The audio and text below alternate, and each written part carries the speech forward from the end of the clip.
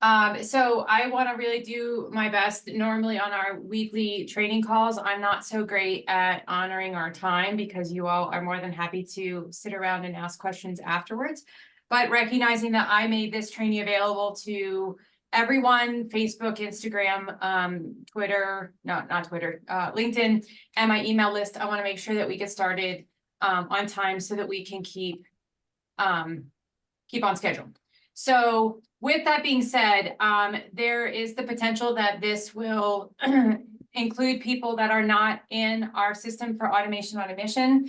So I am going to talk a little bit about a couple of settings that may be important for those folks that are using other tools in order to make sure that they have the appropriate information to be set up for success as well. So before I dive in, let me make sure that I share the right screen on the first shot. And then also, if you have a question, because this is probably an hour and 15-minute training that we're going to do in an hour. If you have a question, don't raise your hand, don't put it in the chat. Just interrupt me and, you know, like, hey, I've got a question about this particular thing. And then also, I'll try to make sure that I pause from time to time to make sure that everybody is, you know, that nobody has any specific questions. Okay. So let me share I'm going to share the right screen. I'm going to share it on the first try. You can see my Canva, right? Okay, great. Awesome. And so today, so some of this, the content that I'm going to share today, some of you may have seen before because I have talked about email deliverability on numerous occasions.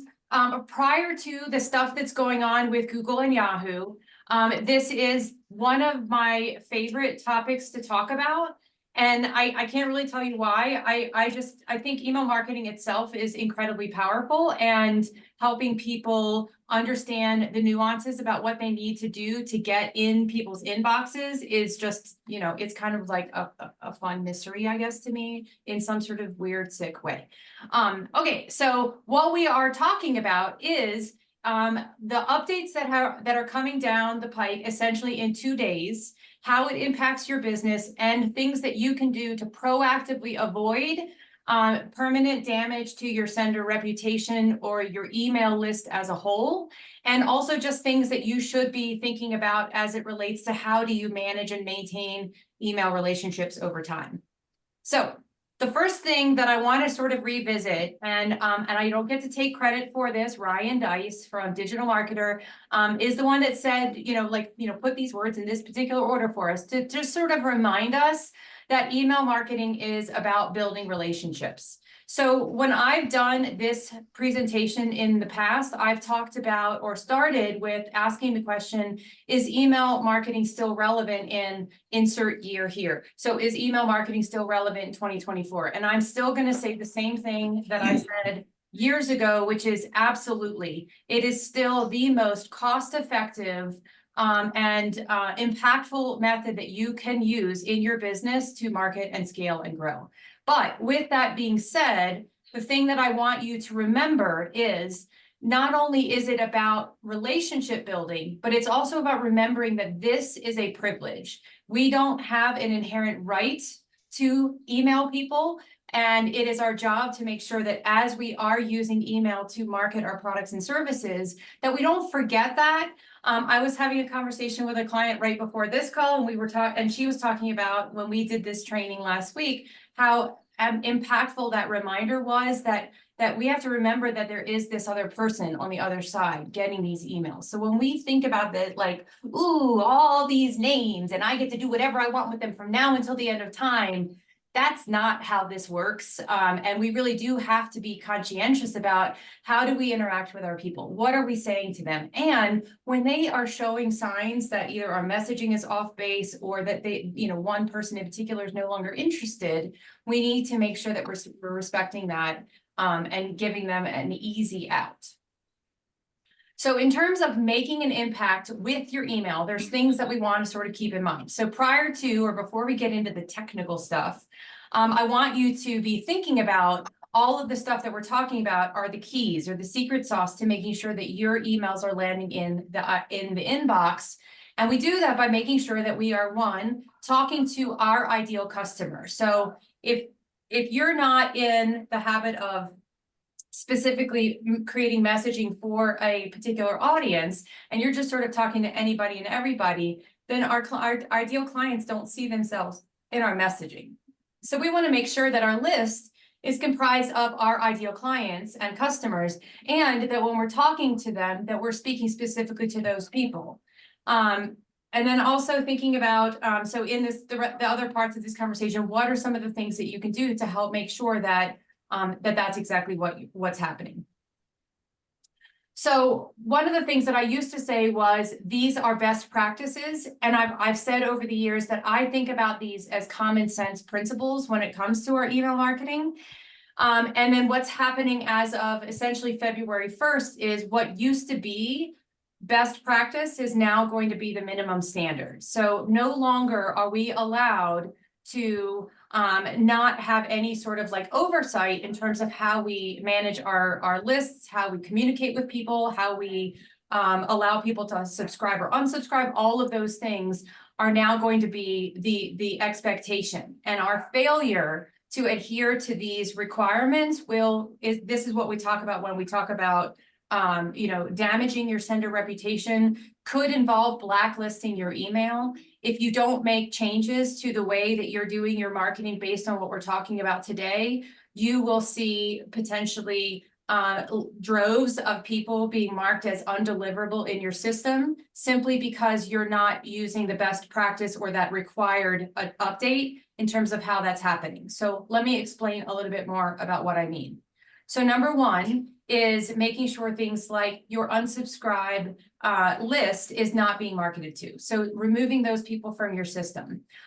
We have here at the very top, know the lifetime value of your subscribers. So what is the average lifespan of someone on your list? When they start to disengage, having a strategy in place so that you either remove them because they're disengaged, or you give them a way of saying, yep, I want to stay on your list, and or give them a safe way of opting out without necessarily clicking that unsubscribe list at the bottom of your emails. Creating easy and frictionless buying experiences. Why do we have to make it hard? Why do we want to make people jump through a million hoops? We want their money. They want to give us their money. Let's make that an easy win, right? And then, like I said, about disengagement, giving people a way of saying, yes, I'm still interested. And then when they're not interested anymore, having a strategy that specifically is removing those people. So how do you make sure that your emails land in the inbox? Number one, consistency. So I feel like I have this conversation a lot with our one-on-one clients around, ooh, this feels really uncomfortable that I have to send all these emails. Why are there so many emails in a long-term nurture series? But the other side of it is when we don't create consistency with how we communicate, people forget about us. So that consistency, even if it feels a little uncomfortable to develop that pattern, that routine, that rhythm, whatever works for you and your list and your audience, when we don't have that pattern and we just willy-nilly send an email every 4 months, whether we need to or not, in the meantime, they're going, I have no idea who this person is. I've long since forgotten who they are because I've moved on in my life. So when we talk about consistency, it's about essentially creating that schedule. It's about setting a standard for yourself and then sharing that with your audience. So one of the things that we include in our trainings is we talk about including an indoctrination series and a long-term nurture series. And both of those things are going to allow you the ability to give your new audience or your new subscribers content that they can get throughout whatever that schedule is that you established.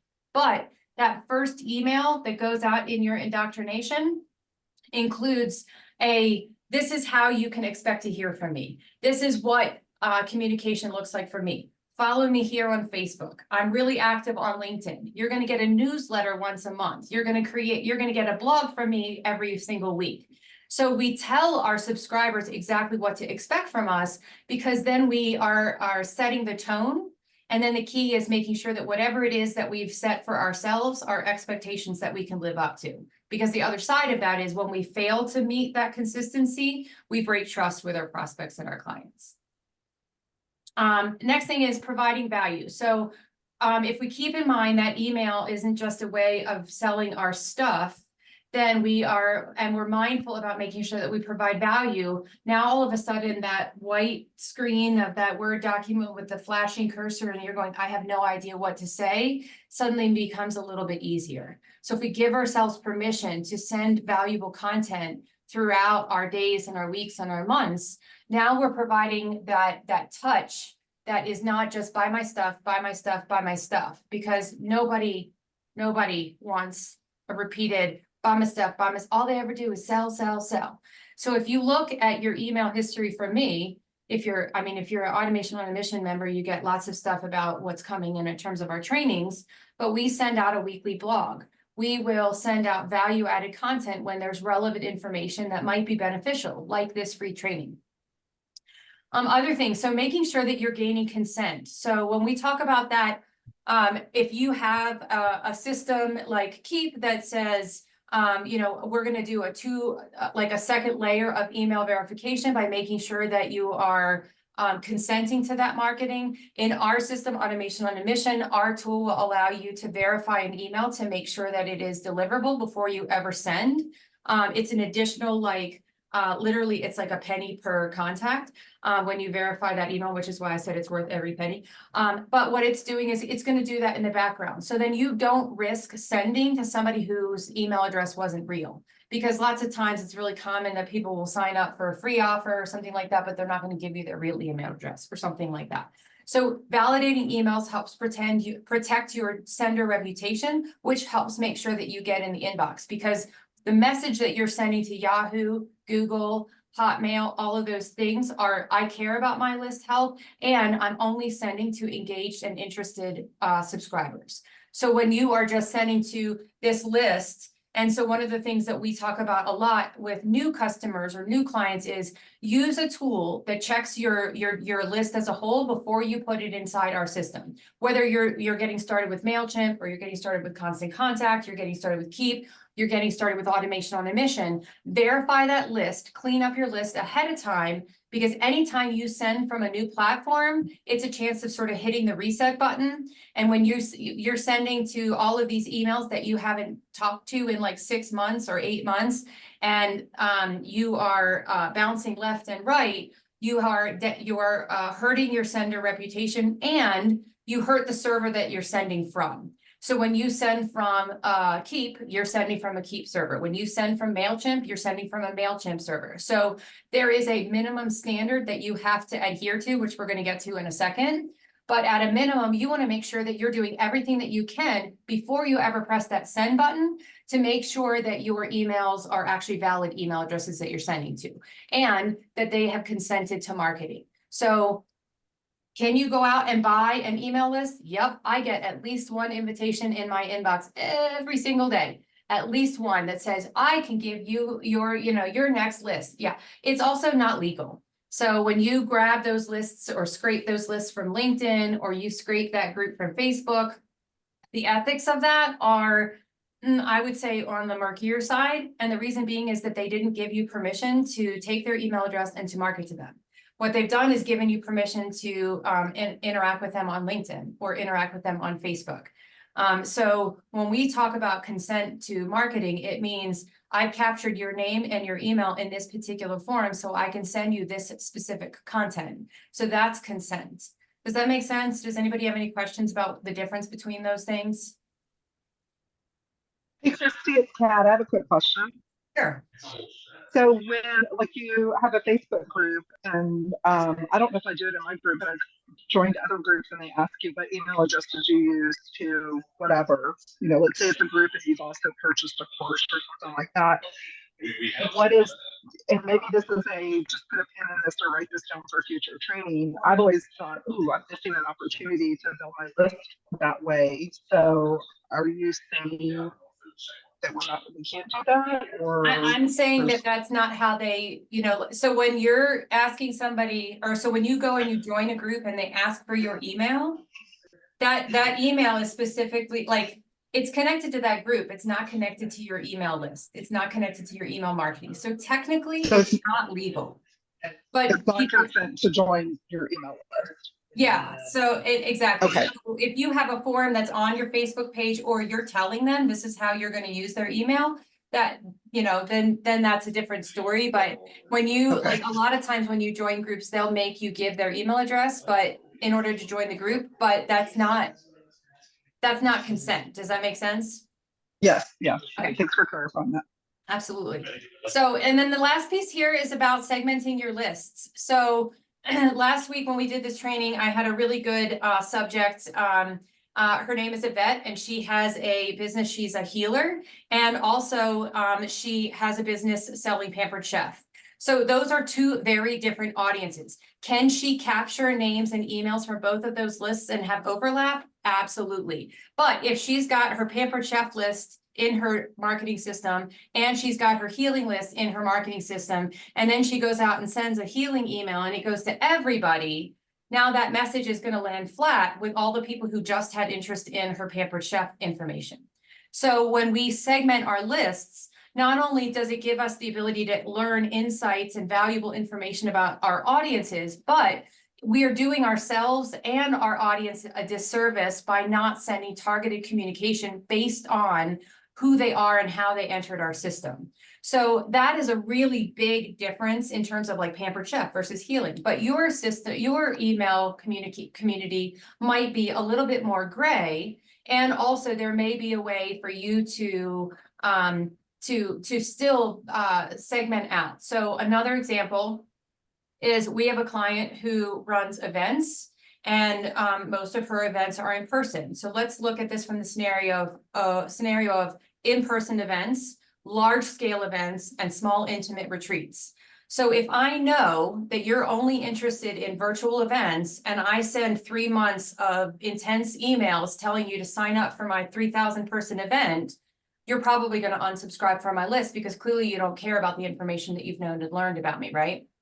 Or you are specifically interested in intimate retreats and I'm promoting that big scale event. So when you have the ability to learn that information, capture it and store it, and then use that to specifically make sure that you are, okay, now I'm going to promote this one event. Who are my followers that want that kind of information?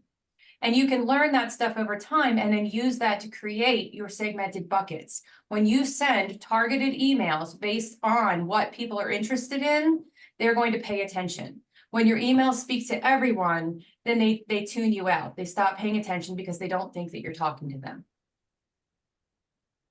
So next, creating content that sets you apart. So I specifically, put a lot of thought into this slide to make sure, like, you know what, if you spend 15 minutes with me, this is me right here. So when you read my messaging, it's not going to be anything but this. It's going to have that sort of Christy, silly, got to stop and giggle at my own puns kind of tone to it, because that's who I am. That's how I communicate. I want to know that there is a connection between how I talk to my audience and also that that people get to see that real me coming through, because again, people are going to buy from that relationship. They're not going to buy from the machine. We want to make sure that we that we're avoiding competing call to actions. And when I say that, I mean, have you ever gotten the email that's like, you can buy this, or you could buy this, or you could buy this, or you could sign up for this, or you could sign up for this, or you could sign up for this? When you aren't really clear as to exactly what you want people to do in an email, the reader is then confused about what's going on, and they don't really know what to do. And the first thing they do is exit. They move on because it requires too much thought process. So similar to what you would put on a web page, we want to make sure that our message is super clear, that we don't have competing call to actions, and that we are creating that messaging specifically for that segmented list. That is creating a frictionless buying experience. We want to write that content for those people, let ourselves be seen in all of our communications. Okay, so I talked a little bit about that whole buy my stuff, buy my stuff, buy my stuff. So in our system, we're really passionate about making sure that you have tools so that you know, like, how do I do all of this communication and add value and all of that stuff so that I am not buy my stuff, buy my stuff, buy my stuff. Well, the reason why behind all that is because it takes a lot more time than we anticipate to get people to take an action. So I love to revisit this over and over again whenever we have a chance. It takes anywhere from 18 to 23 touches before somebody is ready to take an action.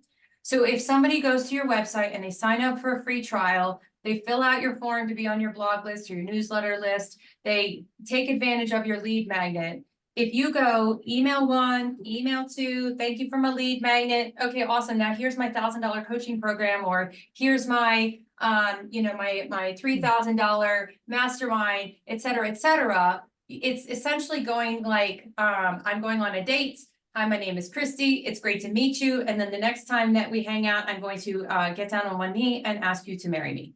So the progression is skipping a few steps. We're not really going through the courting process. So when we think about these 18 to 23 touches, what we're talking about is giving you a way of warming up your audience so that when you are making that offer, that they are more likely to say yes. So what do you do in 18 to 23 touches?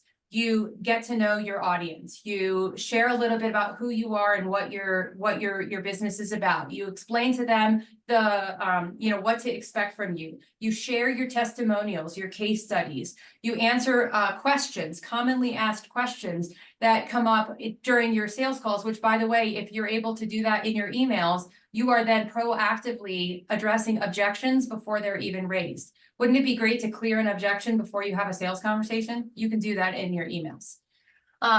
So one of my favorite slides, you go from your lead magnet to buy my stuff, and you have a 2% chance of closing that sale. Also, this is the majority of sales. Most people don't follow up more than 2 times.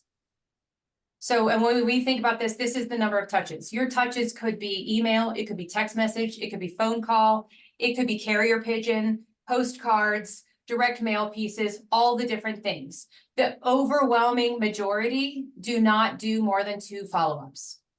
So if you're doing more than 2 follow-ups, then you're better than the overwhelming majority. But if your touches don't exceed 4, then your chance of closing that sale is about 3%.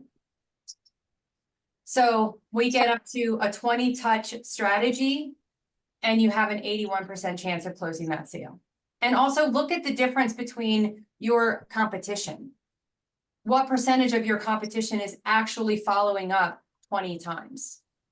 And when I say follow up, I don't mean, hey, I'm following up to see whether or not you got my last email. It is your FAQs, your objections, your testimonials, your case studies, your storytelling. All of that stuff is how you build, know, like, and trust, establish a relationship with that ideal buyer.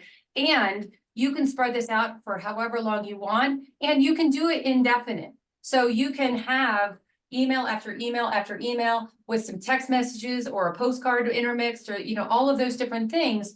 And the key here is making sure that when you are or when your ideal client is ready to buy, you are the first person they think of. So one of the things that that I thought was really interesting, in the last couple of weeks, we've been shopping for a hot tub, and I knew 2 people, my aunt and uncle up the street and a friend of mine on the other side of town, that both had hot tubs. I reached out to them personally. Do you know that neither one of them knew who they bought their hot tubs from? Neither one of them. And that's the result of poor follow-up. So all of those, both of those 2 people, and that's just 2 people, but what they did was they did the work. The consumer did the work, and the salespeople did nothing. So now let's talk about the meat here. Let's talk about like the really important stuff here. So what's going on with email marketing in 2024?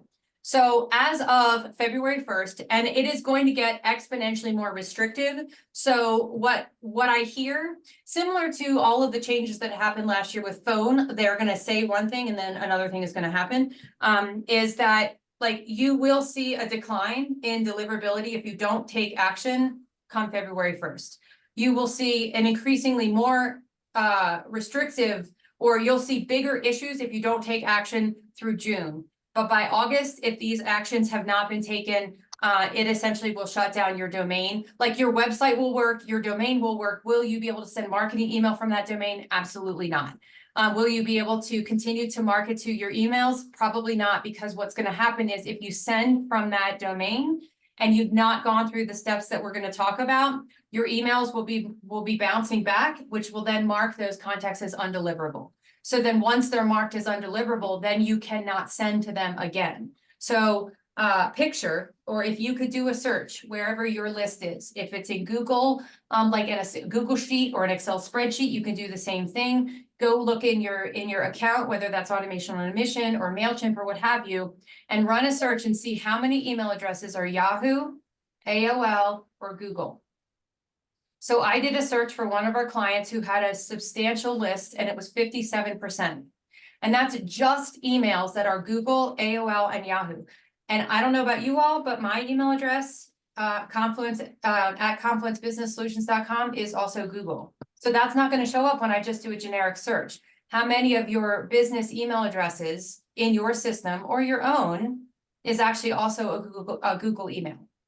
So when we think about these changes, they're coming directly from these providers. They're saying, they're bringing down the hammer. They're saying effective February 2024, if you do not take those minimum best practice standards and make them a policy and a practice in your business, you will not be able to continue to send emails to our people.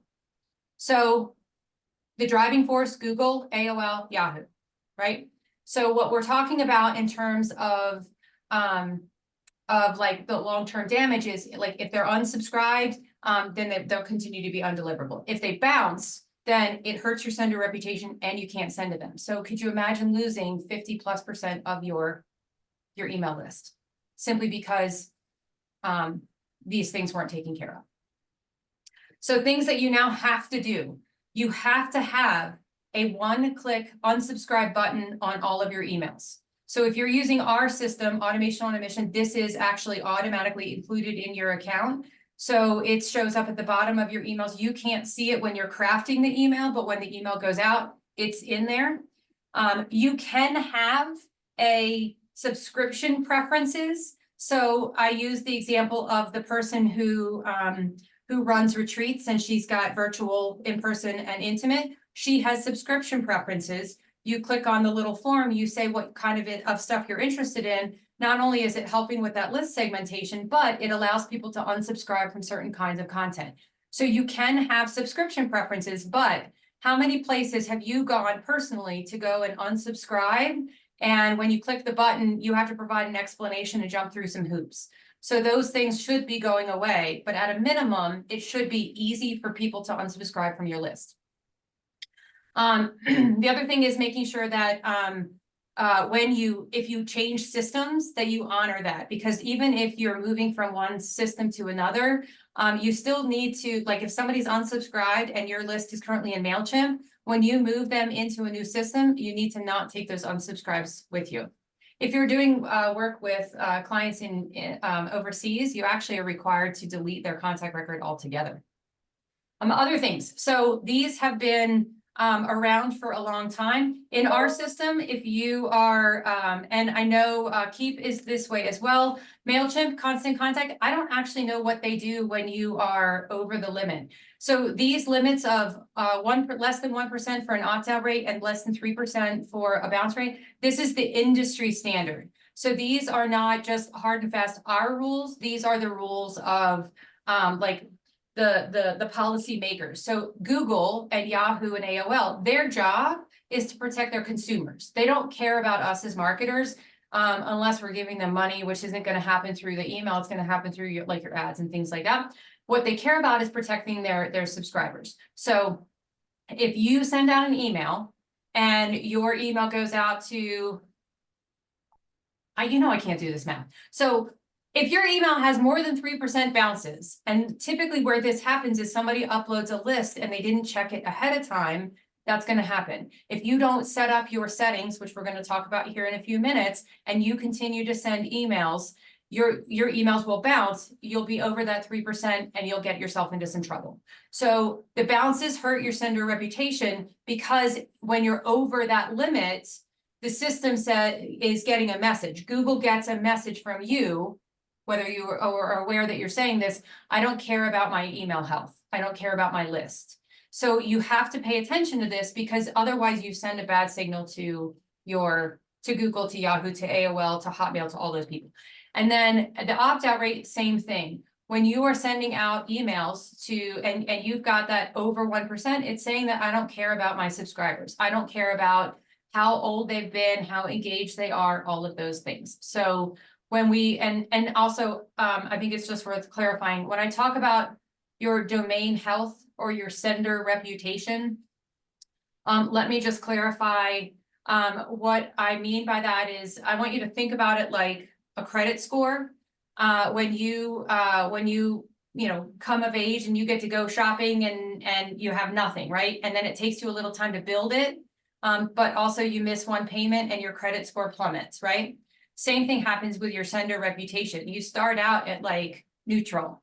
And as you're sending out your marketing content, if you are not adhering to these best practices, if you're sending to unengaged contacts, if your list is excessively bouncing or unsubscribing, then essentially you're damaging your credit report, which then says to Google, like, okay, well, this person has a score of a C, for example. And I'm just sort of giving you a visual representation of what we're talking about. It doesn't take a lot to hurt your sender reputation, but it can absolutely be effortless at destroying your sender reputation. So it takes time to rebuild. But what pays is making sure that you are staying on top of cleaning out disengaged contacts, removing unsubscribes from your sender list, making sure that your emails are verified and that you're delivering to authentic contacts. Next is, and this is a really big one for a lot of our clients, is if you have an email address that you send from that is hello@businessname.com, info@businessname.com, admin@, do you see a pattern here? There's not a person on the other side of this. So it has been the case for years that if you are using one of those impersonal marketing administrative type emails, that you will have a lower delivery rate than if you were using Christy@yourbusinessname.com, Kat@yourbusinessname.com. So it actually does matter who the email comes from. It's important that you're thinking about, like, how is it perceived by the receiving server? So just because it makes it out of MailChimp or out of Automation on a Mission or out of Keep doesn't mean that it's going to be delivered. And when you have one of these email addresses up until this week, the likelihood is that you are more likely to end up in promotions or spam. And this could have been the whole reason why, simply because your email address automatically tagged you as a marketer before it ever even hit the inbox. The other thing that we've seen quite a bit of, especially with our really small solopreneurs, is to save money, they don't buy an email address. So their business name @gmail.com, this won't work anymore. And I'm going to talk about this when it comes to our specific settings, but your email address has to match the SPF and the DKIM and the DMARC records. And now we're going to talk about technical stuff. But when you have an email address coming from Gmail, you're essentially circumventing the whole marketing process, and they're not going to let you do it anymore. So this is going to be a fast way to essentially demolishing your email list. Does anybody have any questions about these two things real quickly, or about what I talked about, bounce rates and unsubscribe rates? Quick question. I do. You go, Sarah. Oh, thank you. Sorry, let me put myself on video. I'm sorry, I didn't realize I wasn't on mute this whole time. I've been typing. I just had a question. I have a lot of people that are using businessname@gmail.com. As clients? Yeah, and it's been a pet peeve of mine for ages, but they're small businesses, and ultimately they don't, ultimately they don't want to change it. So they're sending emails, the majority of them are sending them through systems like Zen Planner or MailChimp or whatever. And you mentioned MailChimp before, but and you said till August, and then what happens in August? Well, they're going to have issues starting. I mean, we've got clients that have had issues for the last 30 days. So we're already seeing issues. Like we've already seen that we've got clients that have had problems. So I don't know why I said that twice. Sorry about that. That's okay. But you're going to when have. you say issues, what does issues mean? So we have a client who sent an email out from her email address, like her personal Gmail address, and the domain that was sending them was not a match, and she ended up in our system and Keep. I can't speak to every other system. I can speak right now. Timely and accurately that Keep, Active Campaign, and Automation on a Mission, all three of them will shut you down over a certain point. So like if you're at that 3% mark in our system, for example, we're going to give you like an email that says, hey, just so you know, this is a problem. And also these are the steps that you need to take in order to, prevent that from happening, like you're hurting yourself. But then above that threshold, you're going to get shut down for the day. And if it continues repeatedly, it can shut you down indefinitely. So if you have clients that are using MailChimp, I would certainly review their policies and make sure that they're very clear on what the terms of service are. Like if their email addresses that, because when they send and they bounce, now they can't send those emails. Right. And that's what happened. So when that person sent that email and the email address didn't match the dedicated domain that was sending from, it ended up with like a 6% bounce rate, which then meant 6% of that email is now considered unmarketable. They lost 6% of that list. You were you mentioned something about the info at. I mean, people use info at all the time. I have to look at it and see which clients are using that as a sending address. But you're saying it should essentially be from the owner. Like, let's say the owner is Sue, right? Like, it should be from Sue at. Is that what you're saying? I will. So when your emails are going to always be at a higher risk of ending up in the spam and promotions folder when you don't put a name in front of it. I don't care what people use. I've told people, make up a name, Melissa@yourbusiness.com. And Melissa is my VA and she does all, or the administrative person, like whatever, like it. But what it is you're not saying to Google, hey, just so you know, this is a marketing email, you know what I mean? Like, because they don't look at it and say, this is an email address that's attached to a person who's checking and monitoring it regularly. Okay. And that's been Thank a you. best practice for a really long time. So it will be interesting to see what happens over time for people who don't change that. Somebody else had questions? Question for you, Christy. Felicia here. In terms of with the dedicated domain, so in the prior video that you had, you mentioned having like no reply dot for the dedicated domain. Does that impact, for example, what you're saying here with the email, or should we switch the dedicated domain to our name at? Okay, so let me just put a pin in that one question because we're actually going to talk for a quick minute about the dedicated domain. But before we do, does anybody else have any questions about these two things? Because this is probably one of the most significant areas that I think requires immediate adjustment. Everybody okay to move on? Okay. So the next thing that I wanted to talk about, and I totally forgot to swap my pictures. I think I got things mixed up a little bit. So when you send from a bulk email tool, MailChimp, MailerLite, Constant Contact, Keep, all the things, Automation on a Mission, you're sending from somebody else's server. You're not sending from your Gmail account or whatever. So when you do that, if you leave everything just like it is, you're saying, I'm sending from Christy@ConfluenceBusinessSolutions.com on behalf of Keep.com or on behalf of Automation on a Mission or Lead Connector.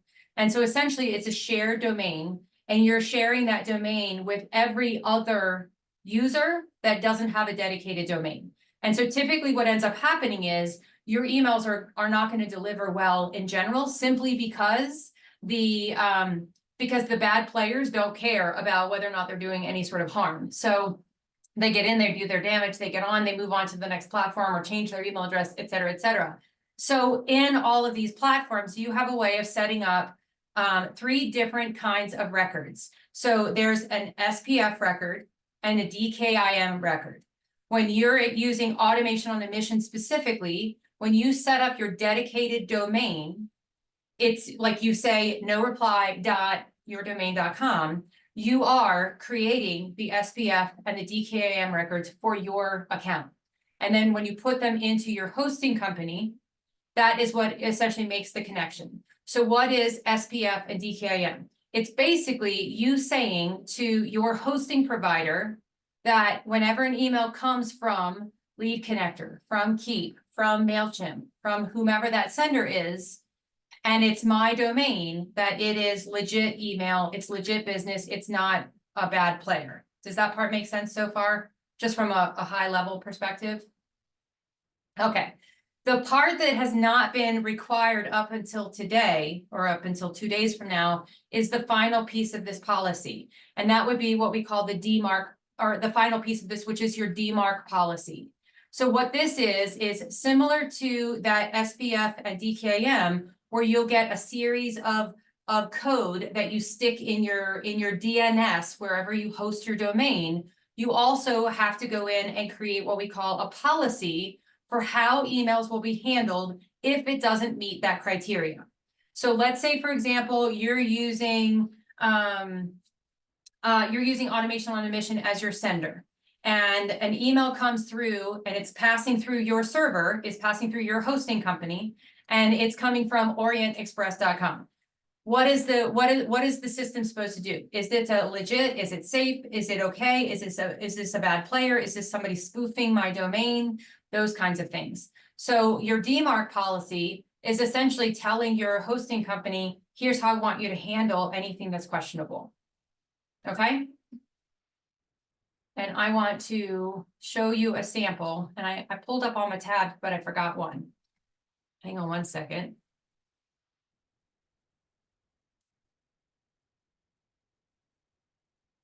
So if you go, you can see my tabs, right? No. Can you see my tab? You can see MailChimp up here in the corner. I always forget what happens when I get a little lost. Hang on one second, guys. I'm sorry. Okay, now can you see MailChimp? Okay, thank you, Judith, for nodding. Okay, so I've got a couple of tabs. I'm going to post these links in the chat. So if you are using MailChimp and you're watching this video, this is going to walk you through how to set up DKIM and SPF for sending mail from MailChimp. When you're in Automation on a Mission and you send email through Automation on a Mission, you set up your DKIM and your SPF through our system. If you're using Constant Contact, I'm going to send you, or I'm going to give you a link that's going to do the same thing. And then Keep has 2 different processes. It depends on what version of Keep you're using. I know somebody who's going to watch this video who is on Keep. So just make sure that you're clicking on the appropriate link for the how-to videos. But there's a series of records that you'll put into your account. And let me show you what these look like real fast.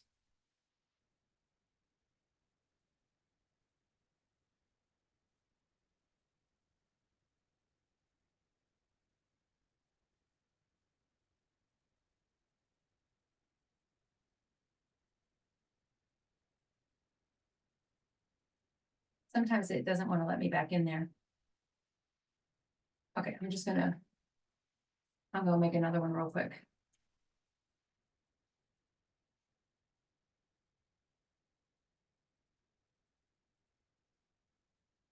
So even if you're not using, oh, I guess I've done that one too many times. This is usually my sample. Let's see. Well, let me do that.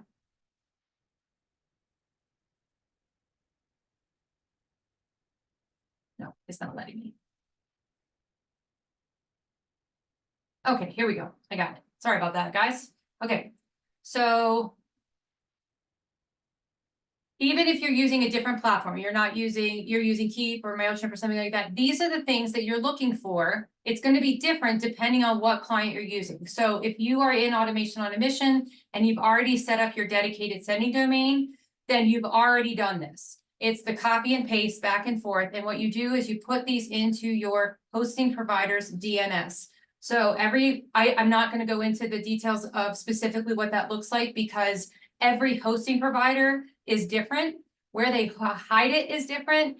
And they also like to move it around. So the minute I feel like I have a handle on where their DNS editor or zone editor is, they change it. Last week, I discovered that Bluehost has split it into 2 different sections, because why not make it harder and make me have to sit and wait for chat support because 30 minutes of looking, I couldn't find it. Okay, so you copy and paste these records, and this is your DKIM and your SPF. Then when you're done, you still have to do the DMARC. So the DMARC is that policy thing. So if I wanted to say my domain is automationonamission.com, I'm going to give you this link. So I spent the better part of last week practicing finding the easiest solution for everyone. And I'm going to tell you that there's some good news and some not good news. This is by far the easiest tool I found to create this. So when we talk about a policy, it's not like writing a Google Doc about how you're going to handle questionable emails. It's literally a piece of code snippet that looks like something like this. Okay, so I'm going to say automationonamission.com. The next thing I'm going to, you can see this screen, right? The easy DMARC screen. Okay. So I put my domain in, and Felicia, I'm putting my primary domain in, and I'm going to answer that other question here in just a second. And then the next thing I'm going to do is I'm going to decide what kind of policy.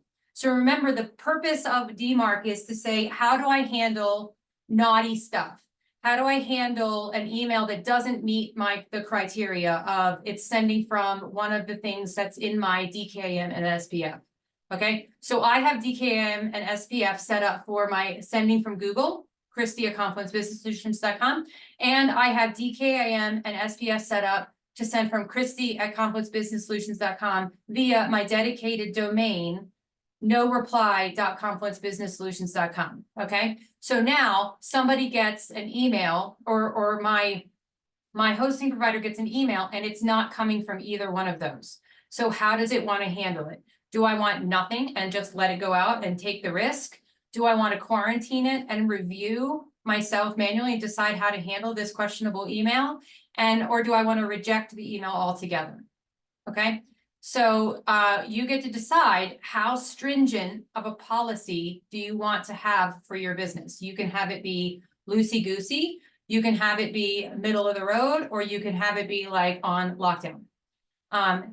Here's where things get to that whole like good news and not good news. So when I did my own practicing and when I set this up for my own business, I put my email address in here and I filled out the thing and I put my record in, easy peasy lemon squeezy. And the next morning I got 28 emails and their notifications, because what's going to happen is at the end of the day, it's going to generate a series of reports from every server who received your email. So you get one from Yahoo, and you get one from Google, and you get one from Infonet, and you get one from this company over here. And so for me, I was like, I will sell my firstborn child to reduce my email inbox by 24 emails. So I went searching for a solution. If you don't care, or if you are more concerned about making sure that you're, managing your budget, totally fine. Apparently money was no object for me, so I did not put my email address in here. If you are looking for the easiest free solution, put your email address in here that's going to receive those reports. And then Felicia, to answer your question, how do you handle any emails that are coming from a subdomain? So no reply dot yada yada yada. This is how you address that question. So what that means is I can have a different set of rules for this domain versus my subdomains. So I can say quarantine anything coming from my subdomain, but reject anything coming from here. So you get to actually choose that at 2 different levels. And then I leave these as relaxed because I've already got the SPF and the DKIM set up already. I learned in practicing all of this for you guys that 86,400 seconds is 24 hours. So basically what you're saying is that the reports are going to come out every 24 hours. If you want, you can update this to be a bigger number, and it will allow you to then only get the reports. Like if you said like whatever, 24 hours by 7 days, you can put that in there as well. But this number is going to be, you're calculating the number of seconds. So I'm going to say Christy@confluencebusinesssolutions.com. And I'm going to put that same email address down here because, so this is just my regular reports. If something is failing, I get a separate report. And then I'm going to click this generate button. And what it's going to do is it's going to create another code. This code looks kind of similar to these codes. So just like you would put your record in your DNS editor for your SPF and your DKIM, you're going to add your DMARC policy into your DNS editor. And it tells you right here that you're going to publish the following DNS record as a text record.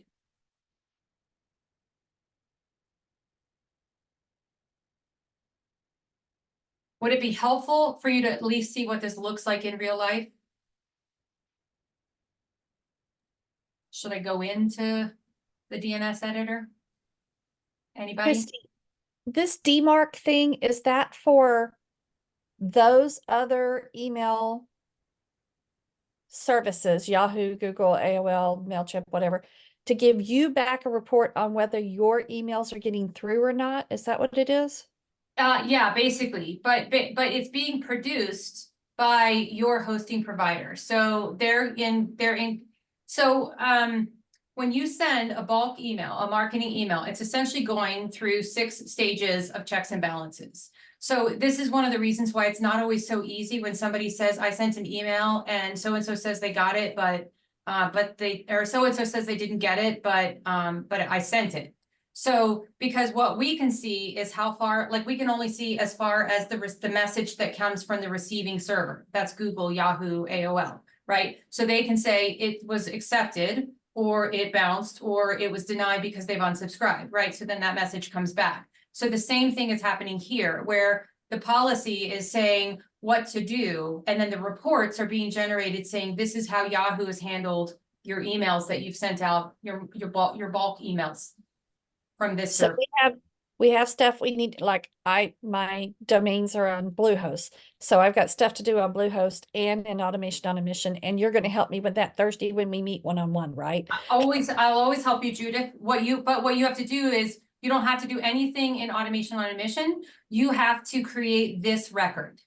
So you can Google Easy DMARC Generator, and there's other ones besides Easy DMARC Generator, but you can literally use any number of tools to create this policy. Like, you don't have to be some sort of fancy coder to do this. I have yet to write one of these things. I just use the tools to help our clients get this straight. So what it's saying here is, based on my settings up here, I'm going to reject anything that doesn't meet the criteria from my primary sending domain, but I'm going to quarantine anything that doesn't meet the criteria from my subdomain. And then my reports are going to go to Christy@ConfluenceBusinessSolutions.com. So that's essentially what this code says. Thank you. Question for you, Christy. Yes, ma'am. With the dedicated domain name, say an Automation on a Mission, does that need to be a personalized name No. for, So does it impact no. deliverability? Because remember, it's everything that happens after the @ symbol. So your subdomain, and the reason that you have a subdomain that's separate from your primary domain is because we want to create new records when we create that dedicated sending domain, so that we don't remove the records that allow you to send from Google Workspace or Outlook. Does that make sense? Like, you can only have your MX. So MX records are the things that are saying that this is, like, MX records are for email. That's the easiest way to put that, right? So these 2 MX records are just for my subdomain, no reply. You also have MX records for just this. So if I didn't have no reply here, and I just had MX records in here for Confluence, I would essentially be breaking the relationship between Google and my domain for my ability to send emails. There are days where I think that might not be a bad thing. Okay, thank you. And I was thinking, so here's the last piece that I will share. And I said, this is not a sales conversation. This is intended to be of service to you. I also told you I would have sold my firstborn child to not get those 24 emails. So what I use, I spend days practicing, is that same company. This is the easiest tool I have found because it's super clear and straightforward. They also have a dashboard. And if you log into their dashboard, once this is set up, and I'm sharing this with you for a couple of reasons. One is that when you, if you decide to go the route of, you also would sell your firstborn child to not have this happen, you're not going to actually set up a TXT record. You'll go through the dashboard, and it's going to give you a different kind of record. And the reason why it's different is because if you choose to use a platform like this one, when I want to change my policy from, let's say, I want to reject everything to quarantine or vice versa, I can come in here and make those changes, and it doesn't require going back into my DNS editor. So it's a different kind of record. So this tool, I think it's $40 a month, is it's going to essentially give me a dashboard. So instead of having a bunch of emails that essentially produce a bunch of gobbledygook, the email reports are not readable. So you're going to look at them and go, I have no idea what to do with this information. And that was the other half of why I was like, I'll spend my firstborn child to have somebody translate this in a way that makes sense. So I can see how my emails are performing. And I can also see if I have any issues with any emails not delivering because they are not meeting my sending criteria. So all I have to do is come in here. It's green. Green is good. I like green, and I get on with my day. And I don't have to sift through 24 emails. I don't have to try to read a bunch of gobbledygook. And what I did try to do is take that gobbledygook and put it into ChatGPT. And I will say that ChatGPT was helpful, but only so far. I don't know, Sarah, if Easy DMARC will let you well, I mean, I guess technically it could if you subscribe to a high enough level. So their pricing structure is going to allow you to add multiple domains. The more domains, the more money you're going to spend. So you might be looking at like an enterprise level solution. Does the dedicated domain need to personalize like a form? Okay, so I did answer that question. What other questions can I answer for you all about what needs to be done in terms of getting yourself in good standing? Any questions? Christy, where do we put that code? In our DNS panel on our Where do you put the code? Yeah. Yeah, so what is your, was that Kat? Yes. Okay, when you log into your hosting provider, you'll go into the DNS editor of that specific domain. So if you have, let's say you have 5 domains in your GoDaddy account, for example, you're going to look for the DNS editor for the domain that you are specifically making your stuff for. So, so let's say, for example, you have 2 domains and you send from both, you have to have a DMARC policy for both. If you have, like, you're only sending email from one of those, you just have to make sure that that's present for both of those.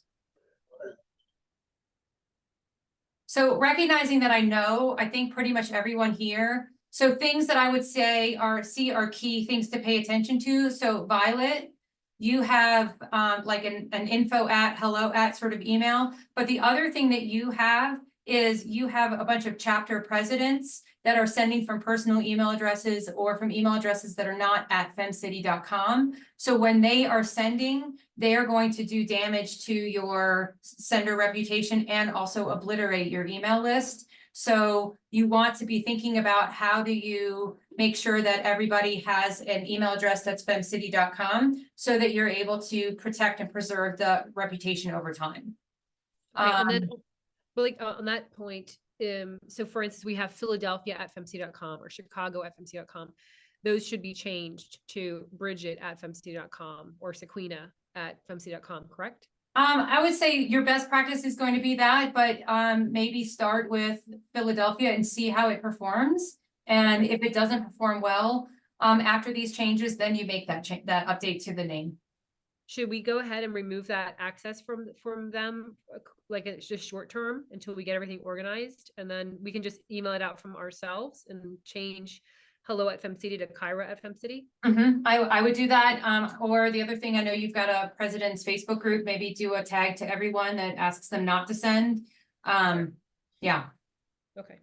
Yeah, but I definitely think, just recognizing how close we are to this deadline, I just don't want you to lose all of those contacts that are probably still, just because they bounce doesn't, based on this kind of response, doesn't necessarily mean they're not deliverable email addresses. It means it's not being accepted by the server. Okay. All right. Thank you. Yeah. I have a question. I also do some work for a nonprofit. Their domain is different than what their email is.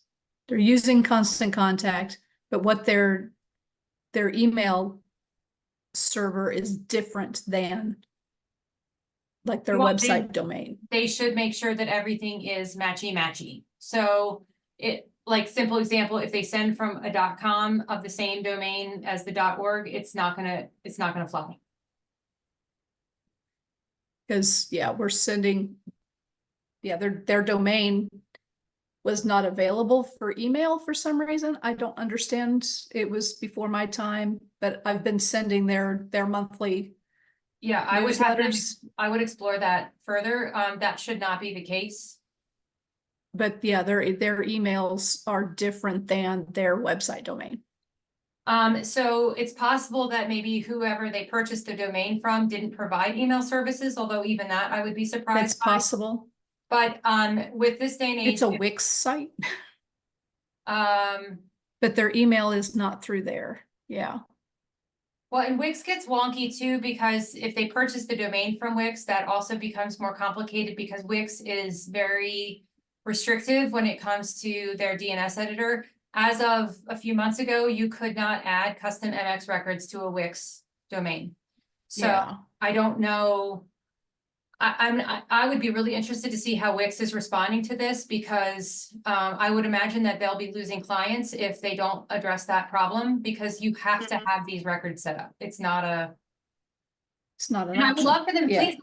please email gods, make a fool of me. I would rather be overly cautious than responding to the fires later. And when I Yeah, think about yeah. how all of the phone stuff got rolled out last year and it was so terrible and nobody knew which end was up and it didn't matter what provider you were using. Like I still see comments in the Keep community because I'm still a partner that it's still chaos. So I don't want this to be that way. There's better documentation about the email policy changes than there ever was about the phone policy changes, but. Mhm. So I can chime in a little bit on Wix. Wix is using Gmail as their backend platform for email. And because of that, they will tell you they can't do stuff, but you can. You just have to, I had to do it last year where a client she just did it. I told her to wait, but she just did it. She went ahead and just bought her email through Wix. And then ultimately she wanted Office 365. And I said, well, you've already done this with Wix. So it's with Gmail. And I talked to Wix and they told me we couldn't change it, but I worked with an old super technical colleague and we fixed it. But essentially you can do it. You can switch it all over. You can't rely on Wix for that stuff. You have to do it yourself. So Okay. it is possible, but to me, it sounds like whoever did it just didn't really know what they were doing. Yeah, Honestly. I'll go digging and see what I can find out. But yeah, I just looked up and I'm like, well, we use Constant Contact over at the nonprofit. And I'm like, wait a minute. I need to still go change this somewhere. And this You could doesn't just do match. whois lookups too, just to see who owns what. You True. could do whois lookups and see, Mhm. who has the other domain that you're talking about with the constant Yeah, contact. it's the email, their email. Yeah, I don't know who's providing their email. I know where the Anyway, I hope website that comes helps, but from. yeah, I know where Constant yeah, Contact comes from. I have no Yeah. idea where the email comes from. Like, you could okay. use the what is it called? Maybe Christy, you can remember. It's the actual, when you're getting an email, it's it's a bunch of code where you can look it up that way too, where the email to try to like figure out. I forgot what it's called. Well, it's not message header. It's not message header, but it's something else in that realm where you can dig into it to figure out essentially where everything is coming from. Okay. So you. to that point, actually, so there is another tool that I will throw in here for you guys as well. So I've just put in the chat. So you've got MailChimp, and what this is these are all links to the articles that will walk you through. So if anybody's tuning in at a later time that's using MailChimp, Constant Contact, or Keep, these are going to give you a little bit of information about how to go about setting these things up if you're using any one of those as your mail tool. In Automation on a Mission, we've got a series of videos and knowledge base articles. So I would say refer to the help desk for that. If you're already sending emails, your DKIM and SPF is already set up. And then the last thing that I put in here was the DMARC generator is where you can go to create that DMARC policy. The last piece that I'll say about all this, and if it wasn't for Kat saying Wix, I wouldn't have remembered, is that all of this, you are not replacing records, you are adding records. So don't delete anything in your DNS editor. All you're doing, unless you see a DMARC code. I did have a client last week that had a DMARC code snippet in there. So, lucky her, but she's been going down the rabbit hole to figure out where that came from. And then the last tool I will give you is if you are like, I'm feeling like super confident and you're like, I totally want to see if it worked. There's a tool that will also allow you to check your DMARC policy, that it is so this is going to allow you to check to see how your policy looks. It'll give you a green bar. And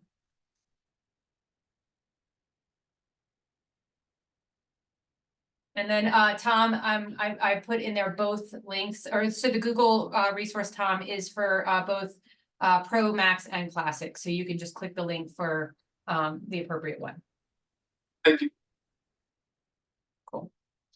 So this call is being recorded. I will make sure that I post the call on Facebook, in all the places. And if anybody has any questions, we also have had several people who bought time from us at the during the holidays that just asked us to set this up for them. So this is a quick job, like it's easy for us to set up usually. If you need time with us and you want us to take care of it, also just reach out. We're happy to work with you on that. But again, it's totally doable.